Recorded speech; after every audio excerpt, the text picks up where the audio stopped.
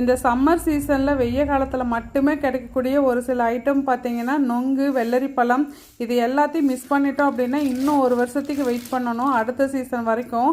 நொங்கு எப்பவுமே எனக்கு கொஞ்சம் கெட்டியாக இருந்தால் தான் பிடிக்கும். அதே மாதிரி வெள்ளரி பழம் நல்ல குவாலிட்டியானது என்னன்னு பார்த்தீங்கன்னா வெடிச்சிருந்துருக்கணும். இது எந்த ஊர்லேருந்து வருதுங்க? வெடித்த பழங்கள் பார்த்தீங்கன்னா டக்குன்னு எல்லாமே விற்று முடிஞ்சிருச்சு. இந்த ஒன்று மட்டும்தான் வெடித்த பழம் இருந்தது. அதை நம்ம உரிக்கும் போது பார்த்தீங்கன்னா அந்த தோல் வந்து ஈஸியாகவே உறிஞ்சு வந்துடும். கத்தி இதெல்லாம் எதுவுமே இல்லாமல் தானாகவே உறிஞ்சு வந்துடும். அதுதான் பார்த்தீங்கன்னா நல்ல குவாலிட்டின்னு அர்த்தம். இதுக்கு கரும்பு சர்க்கரை வச்சு சாப்பிட்டா நல்லாயிருக்கும். நான் பார்த்தீங்கன்னா கருப்பட்டி வந்து எனக்கு மைல்டு ஸ்வீட் தான் பிடிக்குங்கிறதுனால லேசாக தடவி சாப்பிட்டேன். டேஸ்ட்டும் ரொம்ப நல்லா இருந்தது. நம்ம உடம்புக்கு நல்ல ஒரு நேச்சுரலாகவே குளிர்ச்சி கொடுக்கும்.